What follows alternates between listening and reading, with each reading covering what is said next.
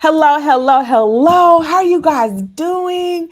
Welcome to Kingdom Scribes, y'all. It is our weekly podcast in which we interview authors and we share information on how to write, publish, and market your book. Now, we have done something a little bit different with these interviews. We have mashed together our Marketing Monday and our Kingdom Scribes podcast room that we did on Clubhouse, and we put them together, and we will be coming to you just about every single Friday at 12 o'clock p.m. Okay, so I'm so excited. We do have some things that we are going to talk about. I do have an author interview, and every week we'll be talking about something different. One week we'll interview an author, the next week we'll be talking about just different ways that you can put yourself out there and market and publish your book. So this is what I need you to do. Okay, I need you to go ahead and say hello as you are coming on in. Let me tag a few people and get y'all in here. And then if you are watching the replay, I want you to put hashtag replay so that we can say hi to you. And we're going to support a new author today, Tisha Chambers. I'm excited for her interview. And I'm going to tag you guys in Facebook. And shout out to YouTube. How y'all doing? Hey, Michelle. How are you? Good to see you. I'm glad you are tuning into this interview. Come and join us. All right, cool beans. Cool beans. Hello, hello. Look, I can't see. I have to pull up my Facebook so I can see because sometimes StreamYard doesn't show us everybody. Who is this? Hey, Teresa. Hey, Teresa, how you doing? Okay, let's go ahead and get started. So, Kingdom Scribes is a weekly live podcast that we are doing on Facebook and our YouTube channel. So, thank you so much. Today, we do have an author interview. Now, I would like again for you guys to introduce yourselves in the comments, and we're getting ready to dive into a conversation with Tisha Chambers. So I'm going to read a little bit about Tisha Chambers and who she is. So Tisha Chambers, she is a native of Cleveland, Ohio. She is a child and youth care practitioner, a member of the Ohio Association of Child and Youth Care Professionals, and she's worked in the child care field advocating and caring for children who have experienced trauma and mental health challenges for almost 20 years. She's a survivor of many traumas. She's a former foster parent and an adoptive parent, mother, and grandmother. And she is also the author of The Pain Behind My Smile. So let me go ahead and add Miss Chambers to the conversation. Hello, Tisha. How are you doing? How are you doing this Friday? I am wonderful. I'm so excited. Okay, So glad to thank be here. you. Yes, we are so excited. So, what I love about Tisha is that she had the opportunity to turn what was part of her painful story, her trauma, into advocacy, into her purpose. And so, I think that's a phenomenal, just a phenomenal thing that you can do. So let me go ahead and ask a few questions for you. So I know I gave your bio, but can you tell us a little bit more about who you are and what you do?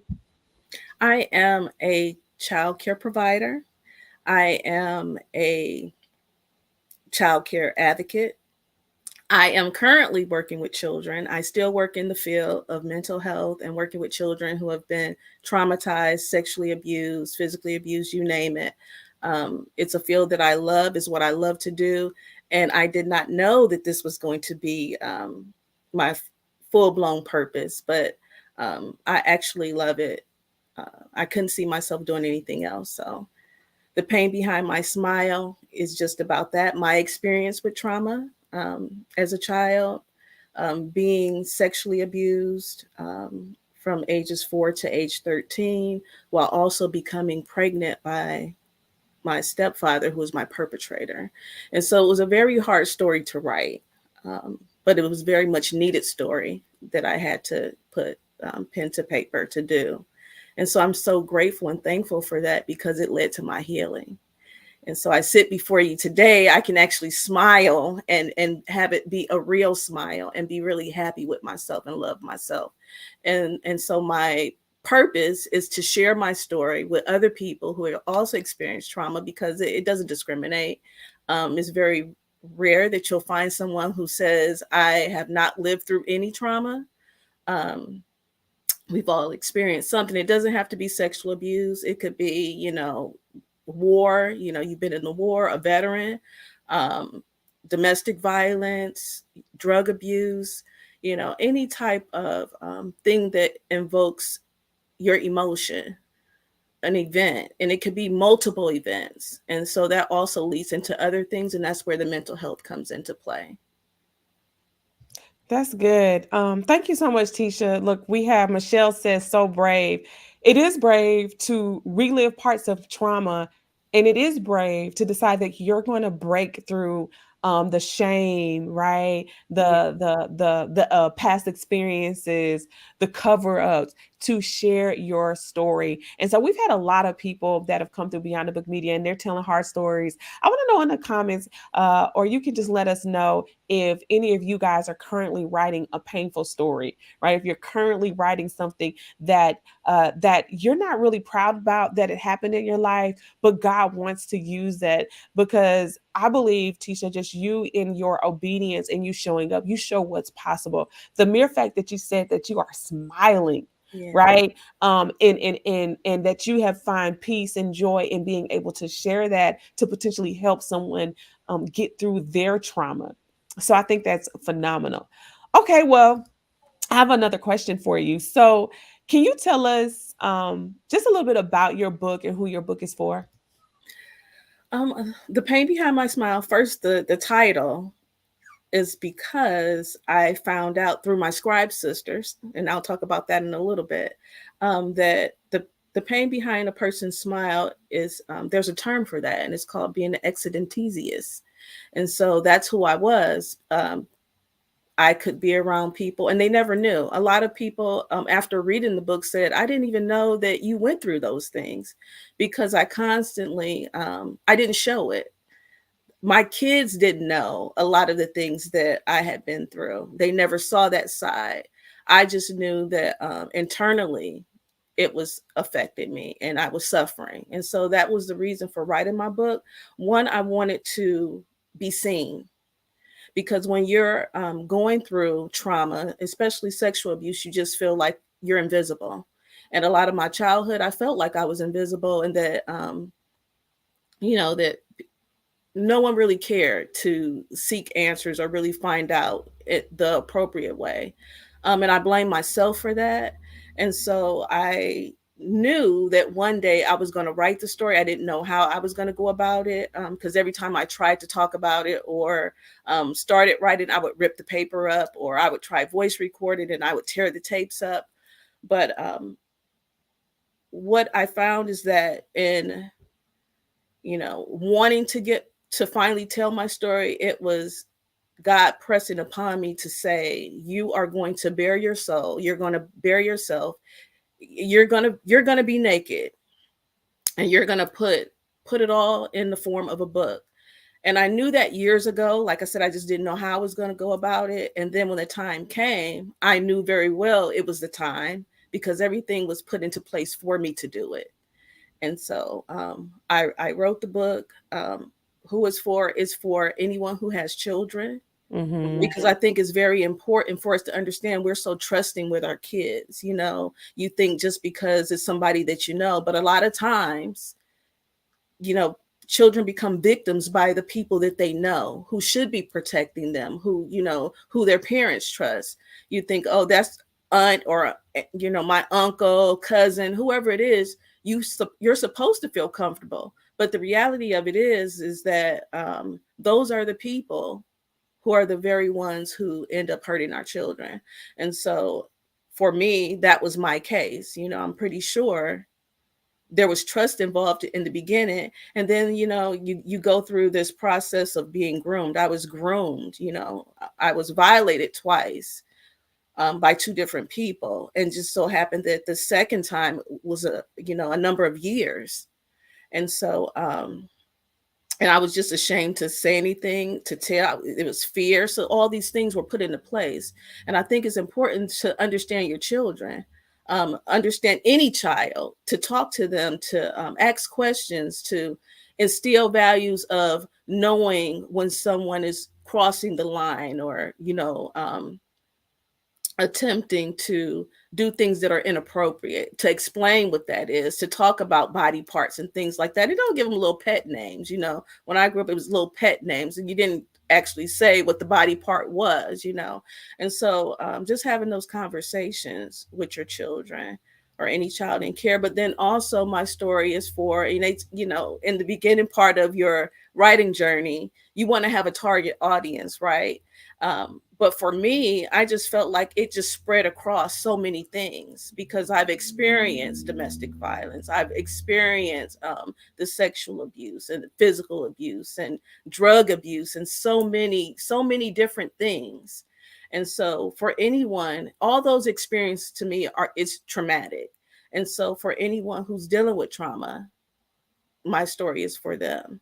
I try to, allow people to see exactly, so that when they read it, they could actually see the little girl, because as I was writing, I cried for her, and I didn't even realize I was crying.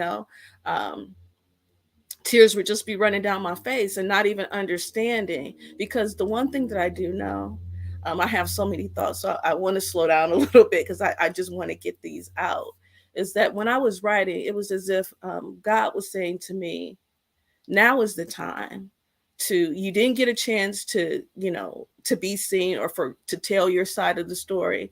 And for so many years, I was looked at as, a liar. I didn't have any truth. um, I made all these things up, and it caused division in my family, because I thought I was, I thought I was better than everybody else, or I thought I was this and I thought I was that, and no one really knew what I had been through. And so this was my opportunity to share all of that. And what I want people to know is that, who have been through trauma, experienced these things, you are seen. If not by the people that are around you, God sees you. And that's my message. God saw me. He saw me from day one. And I'm so thankful to my grandmother, may she rest in peace, who instilled, you know, that in me, to talk about God and to talk about Jesus and stories when I was 4 and 5 years old, not knowing that it was going to come back around full circle and help me to heal. That's We tend to be angry at God mhm, for going through things. It's his fault. Why, if you're a God, why would you yeah. let this happen? And that's the source of stories. When people are talking to me and telling me their stories, I don't understand why God allowed this to happen. Well, the one thing that I do know is that he never said we weren't going to go through things. And I was able to shout at God. I was able to get mad and yell and tell him how I felt. But at the end of it all, I knew that I was loved, because he showed me, he showed me the way. So So, so let me ask you this, because you brought up so many great points, and thank you so much for sharing that, and even talking about your process. I saw where Michelle said the grooming is done to build trust that is eventually destroyed, and I thank you for the awareness. So, I yeah, have a quick question that's going to lead to another question. Um, how did you find the courage to tell your side of the story? I think that's where so many authors are in this space where they want to share from a place of like helping, like, hey, this happened to me. And I feel like it's my duty to make sure this doesn't happen to your kid, to make sure this doesn't happen to you, to your business, to whatever it is that God told you to do, and that the thing that God delivered you out of, right? yeah. Like, how would you say you develop that courage? I think over time, as I was working my way up to writing the book, when you get a little taste of God, when you start picking up momentum, and you're seeking him, you want more and more and more, and it boosts you and give you more and more courage. And there was things that I didn't want to write in the book at all. I did not want to put on paper. And Holy Spirit was like, no, you have to bear all. This is what you need to do in order to help others. And so for me, that was my push.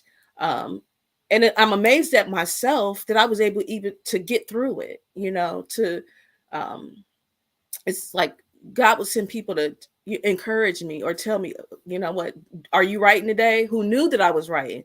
Did you write today? Did you do this? Did you do that? And it's just like, man, there was no way I could not do it. There was no way that I couldn't, because then what I also realized, now Don't get me wrong. I tried to hide, you know, and I'm coming out of hiding now. I want to be very clear about that. When God sends people, She said she coming out of yeah, hiding right now. Did I'm y'all coming, hear that? I'm coming I out of just so many hiding. people need to hear that piece. I'm coming out of I'm hiding. coming out of hiding because who wants to be the face of a story that's so brutal, right? Um, there was shame and guilt, all those things. And so little by little, I can pick up my momentum, but now I know what I'm supposed to do. I know that there are other people who felt like me, invisible, not heard, not seen, lonely, because it becomes very lonely when you don't have people, the people who should care about you and support you, supporting you. Now, I have a whole team of people that love me, and I know that, right?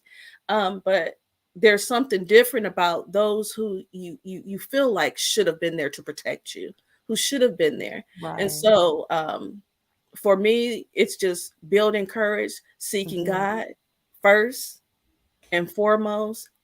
And I'm telling you, I found out that I wasn't supposed to trust men in the first place, right? Because people will let you down. And so the one thing that's consistent with me, and because of what my grandmother taught me, is that God was there all the time. Yeah. And what I really love is that it takes me back to when I was 15 and I Mhm. first and I saw the poem of Footprints, because that's when the poem goes to say how God carried me. You know, you see one set of footprints in the sand. Well, where was he at? He was carrying me, you know. So I was never alone. I was never alone. And so that's where my courage comes from. My courage Okay. comes from knowing that it's not just about me at this point. Right. It's bigger than me.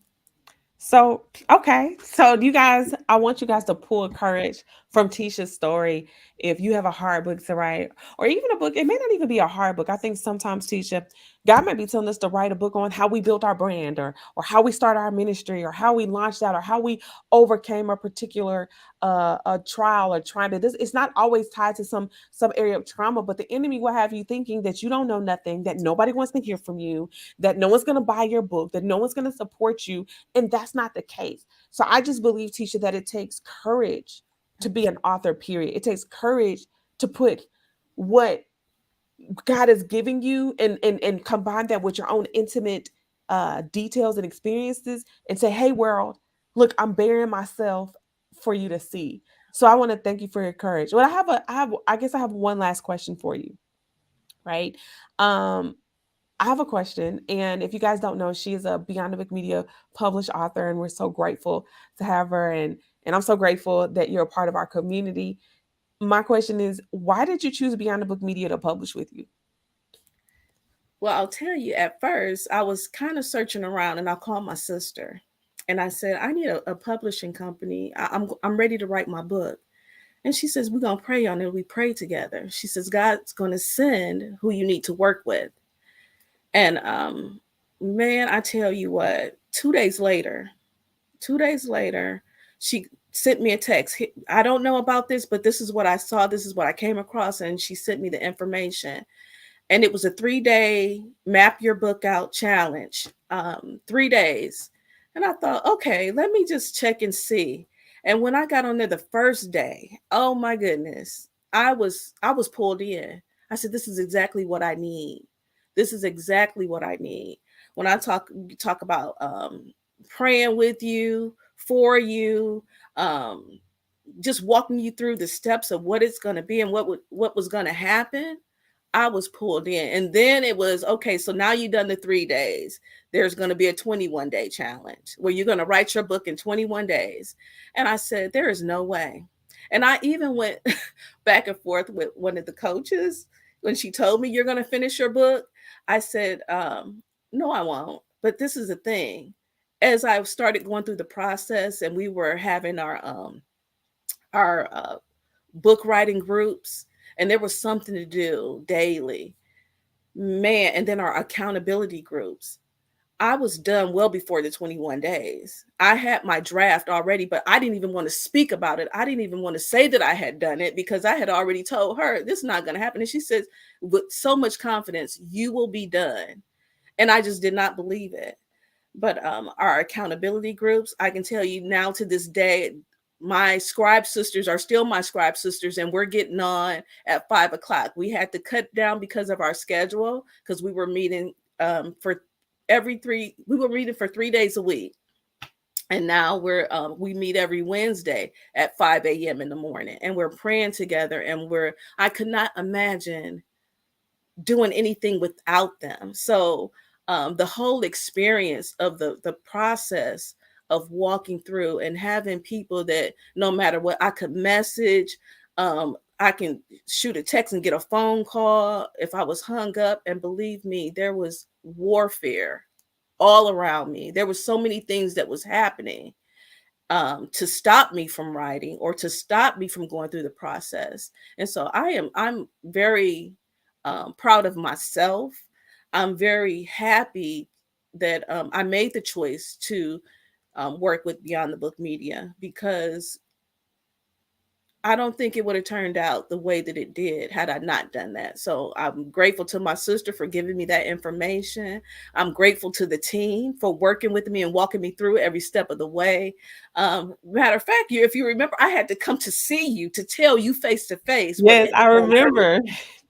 because not only did it help me and help me to heal, it helped my family, my son, my oldest son. It helped him to learn about forgiveness, because everything that I was learning in these groups, I was taking it and I was sharing it. And so for us both to be in a place of freedom, it was amazing. And so I really can't thank you enough, Miss Chanel E. Martin. I Oh, really cannot thank you enough, because it was such a blessing. Such a blessing. And I'm so thankful. I thank really you. Thank you so much, Tisha, for that. And thank you for coming. I enjoyed you at our 3-year anniversary. I am. remember you cried. I probably wanted to cry, but I had makeup on if I didn't cry. But it was just such a blessing. But what I love about it, and to kind of wrap and round out the conversation, I love that you talked about your writing your book was so much more. It's so much bigger than writing a book. As you guys know, the name of the company is Beyond the Book Media, and it goes beyond the book. Beyond the book meaning that you're going to do more beyond the book. You're going to go through healing. You're going to create wealth. There are going to be opportunities. There are going to be doors that are open because you connected to something whose whole mission is to take you beyond the book. And and what I love about that is you talked about the aspect of the healing aspect and how it transitioned and transpired into your home and your relationships. And so, and your boot camp experience, which we renamed it to Brand Author Academy, and we start that, y'all. Get in there, get you one of these, get you one of these. What a Brand Author Academy, 21 days. We start on Monday, February 13th, and I'm excited for the new cohort that's gonna have the same testimony, right? But I guess in hearing you share that, I just want everyone to realize that your assignment is it's not just a book. And I think about Tisha, if you wouldn't have written your book, what else, all the things you would have been leaving on the table, the healing, the additional healing on the table, the family reconciliation on the table, the you sharing your testimony on the table. And sometimes we're thinking about, oh, time, oh, do I have the money or do I want to invest in? And God is like, you're thinking so small. You're, you're worried about money when God is the creator of all of money. He can give you money, He can replenish anything that you invest when you're doing something for Him. And you realize that once you invest that seed of actually writing your book, and you realize the impact it's going to make, it just opens up a world of responsibilities. So my final question is two-part. How has writing a book helped your brand, if at all? Or, what are some things that you're doing with your brand now that you've written your book? I saw you had a book launch party, and different things of that nature. And then share how we can support your book and support you as an author. Well, right now, like I said, I'm coming out of hiding. And so I do write a blog post. My thing is like now coming out of hiding, consistency with that. And so very much aware, but TishaChambers.com, you can go on there and see my backstory, read some of the blog posts that I've wrote. Also, the book is available on Amazon, and so that's how I can be supported. Um, I am also starting up my YouTube channel. Right now, I have a short, but videos will be coming because I do want to give information and talk to people about things that can be done when you talk about the grooming and how perpetrators work, people who violate others, how they work, and um, compared to my case. And what I'm going to be doing is also unpacking my book. There's 36 chapters of writing, and so I want to unpack each chapter and talk about those specific chapters and what it was like and how it can relate. There, to me, there's so many different topics that people can relate to. It may not be sexual abuse, but there's other things. And so trauma, like I said, it doesn't discriminate. It knows no color. It does not matter. Young, old, does not matter. I have plenty of people when I'm speaking, they come up to me and share a story that they may not have ever shared with anyone else. And so I hold those things dear. And I think it's really important that we share our stories. Our stories are important. Um, and I know this because that's my whole purpose. I want to share my story so that other people can open up to share theirs, because I think about this, and I want to say this really quick. Yeah. I think about the time where I felt like I no longer wanted to be here, and you see so many stories of people, taking their lives and committing suicide. You never know what people are going through, and the shame and guilt will cause you to feel like you don't belong. But I'm telling you, your story matters. My story matters. It matters to someone. And as long as I know that, I'm thankful for that. And that'll keep me going. It'll push me to do better and to do more, And so that's what I strive to do. You talked about the having the money and where something that would keep you from writing. I don't have the resources. I didn't have the resources. I'm gonna be very clear. I worked 20 years at a job with children in residential treatment. I had left that job to start my own business. And when I went to start that business, something happened that prevented me from starting that business. At the time, I didn't know that was a blessing, though. That no happened, and that's what caused me to have the time to write my book. I left a job. I didn't have no income. COVID happened. I wasn't working for 2 years. God carried me. The money was sent to me.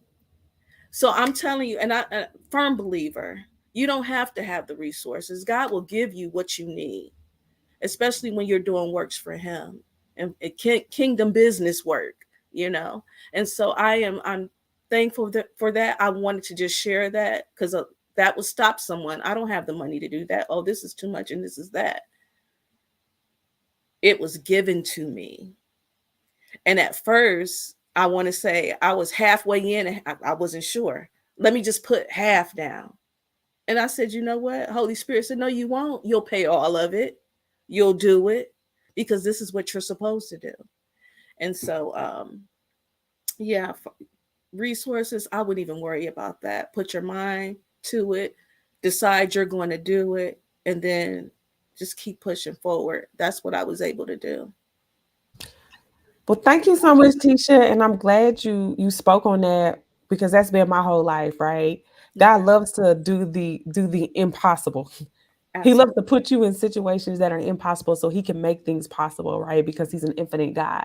And so that you can see his hand so that he can get the glory. But a lot of times we're praying God for a miracle and we haven't done anything to be in position to receive a miracle. Why would God send you something if you're not in position to receive, if you're out of alignment? And so my prayer that for everyone that's listening to Kingdom Scribes is that you'll get draw your inspiration from Tisha.